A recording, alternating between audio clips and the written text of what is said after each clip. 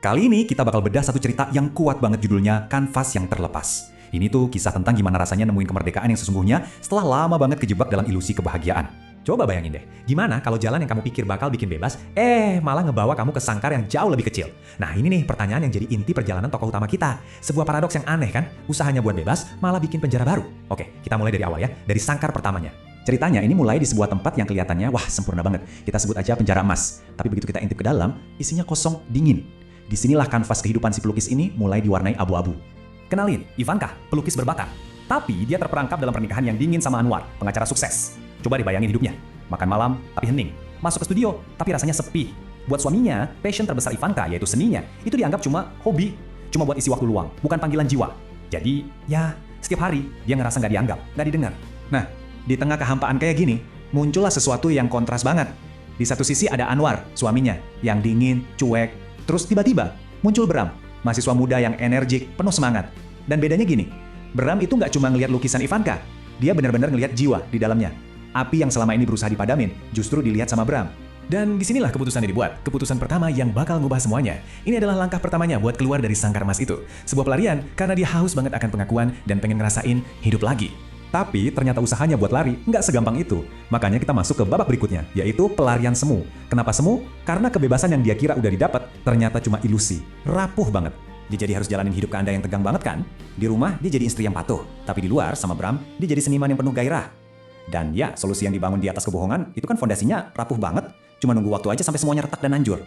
Lalu datang satu kata yang mengubah permainan sepenuhnya. Hamil. Udah, dari titik ini, nggak ada lagi jalan buat balik. Kehidupan baru dari mulai, dan mau nggak mau, Ivanka harus menghadapi semua konsekuensi dari pelariannya.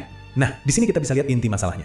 Yang Ivanka mau saat itu, ya gairah, apresiasi. Dan Bram kasih itu. Tapi, yang sebenarnya dia butuhin itu kemandirian sejati. Sesuatu yang ternyata nggak bisa dikasih sama kedua pria ini. Kenapa? Ya karena mereka sibuk sama kebutuhan mereka sendiri yang dangkal. Anwar cuma peduli reputasi, Bram cuma mau romantismenya aja tanpa tanggung jawab.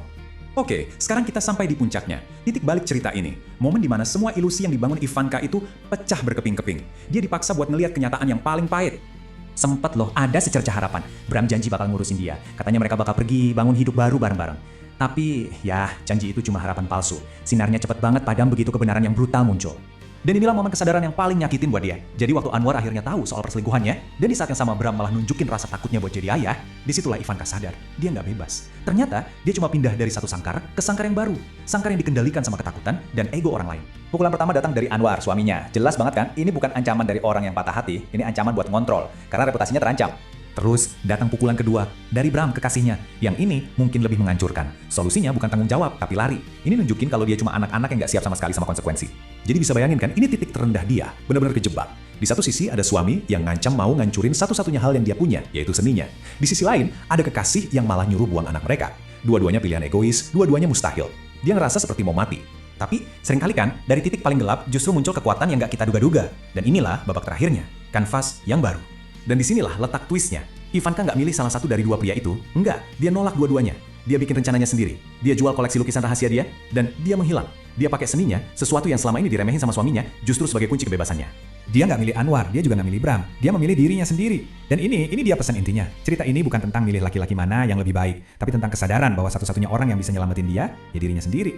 Bestseller lebaran dan liburan nih sis, Stripe Premium. Layer vest hitam plus blouse stripe, elegan dan slimming. Lengan puff ruffle, feminin dan trendy. Bahan premium, adem, jatuh bagus, nyaman seharian. Cocok lebaran, hari raya, liburan santai, kerja kasual. Udah ribuan terjual, langsung klik keranjang kuning. Takutnya harga berubah. Endingnya benar-benar indah. Di sebuah rumah pantai yang tenang, dia melahirkan anaknya sendirian. Dan di sana, dia mulai melukis lagi di atas kanvas yang baru, yang masih kosong. Dia nggak cuma selamat, dia terlahir kembali. Sebagai ibu dan sebagai seniman yang merdeka. Kanvas di depannya sekarang bersih, kosong. Dan yang paling penting, sepenuhnya milik dia. Kisah ini ditutup dengan sebuah pertanyaan reflektif buat kita semua. Perjalanan Ivanka itu kan tentang keberanian buat ngambil kanvas yang udah kotor, terus ngelukis ulang semuanya. Nah pertanyaannya sekarang, kanvas apa di hidup kita masing-masing yang mungkin udah waktunya untuk kita lukis ulang?